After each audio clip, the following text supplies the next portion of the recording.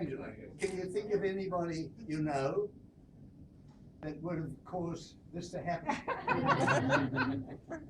It's quite unbelievable. But, however, we come here to Angela. My glass is not full. Okay, thanks. I'm sorry, I made the mistake of drinking it.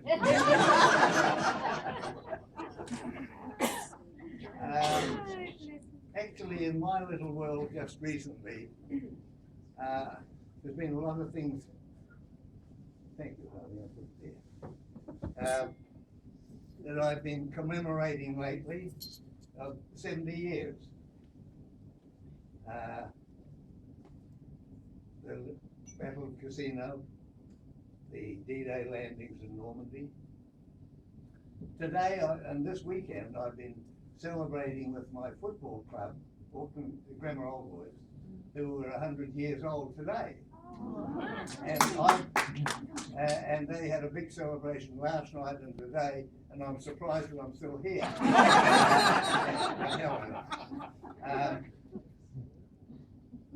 I've been a member of that club for 70 years as it happens, so there's a lot of 70s in my life. But seriously, I want to say to Angela what a great thrill it is to be able to say a happy birthday to you, Angela. It's a special occasion, and Angela and I joined the club together 19 years ago, I think it was. Yep. We took lessons together. We played together as partners for a couple of years. Will you excuse my back? It's the best part of me. But I'm sorry, I have difficulty in turning. Now, for God's sake, don't ask me to dance.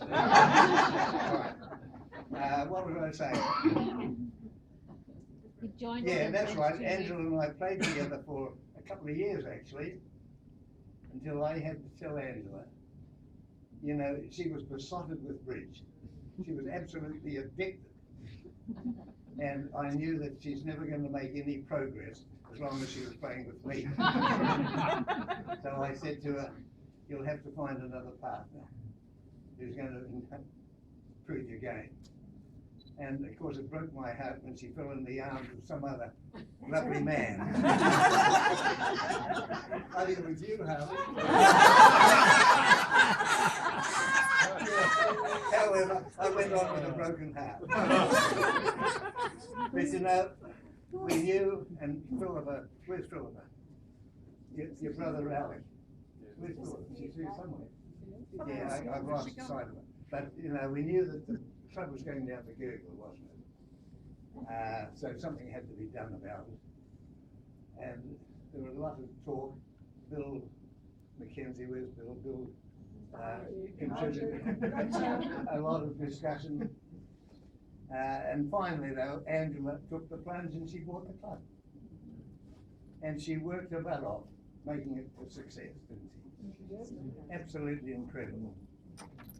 You know, we know her entrepreneurial skills, her managerial efficiency, and her personality. I don't think I know anybody with such a personality that Angela has. You know, she used to talk to us, and caring for people. That was the other great thing about Angela.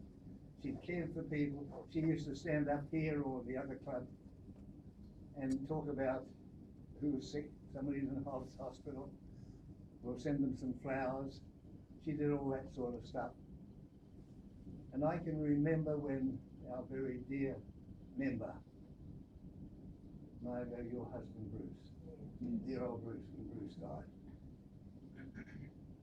Angela said to me, she said, I want to do a eulogy at Bruce's funeral, but I'm not sure if I can control my emotions. Because we all know that Angela sometimes does get close to tears. In fact, you do, Angie, very nicely, and it's natural, and it's so emotional that she gets close to tears sometimes when she's telling us of some misfortune that's happened to some member of the club. Now, where am Now, anyhow, she worked her butt off. Of course, then, unfortunately, at Manukau, you may recall that parking on Manukau Road was forbidden. At the same time, I seem to remember, Angela, that your lease ran out at the time too. And you had a very unpleasant landlord who was very unkind and was putting up your lease, I think, so you were able to tell him what he could do with it. So Angela looked around, and lo and behold, of course, she found this place. You may wonder why north that way, when you know damn well it's not. But of course that's the way the old club was, you see. North was that way, that was the north wall. So everybody who came in here when they first came in said, that's not north. We said, no, we know it isn't north, never mind, it's got to be for them. Anyhow, Angela worked hard, as she always did do, and she built the club up to be a marvellous operation. Just fabulous. I have got a cheat sheet here somewhere. You know, I haven't produced a cheat sheet for a long time, but I want to make sure that there was something on here that I wanted to talk about. Oh yeah, no, she organised tournaments, you know, to get the club really going. I've run out of my time, I think, haven't I? I hope I have.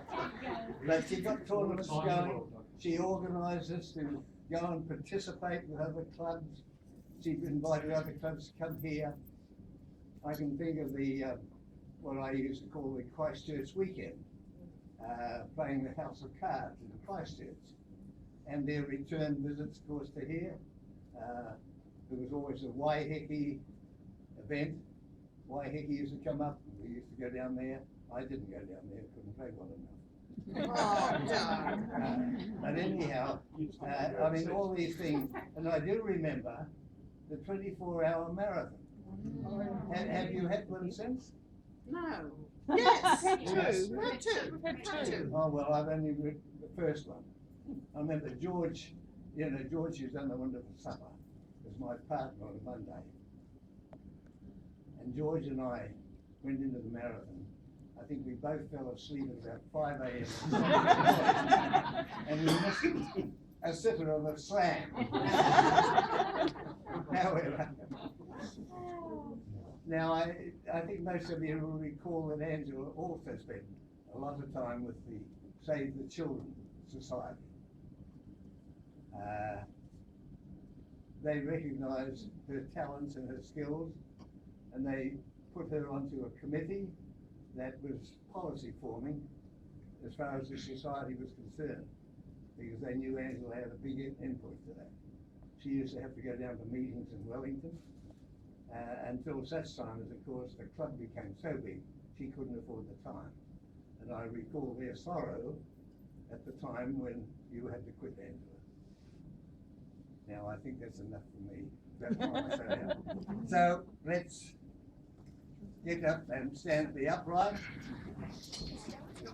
and let's say, happy birthday to you, happy birthday to you, happy birthday dear Angela, happy birthday to you. Hooray! Okay, good deal. Well done. She's in a party dress.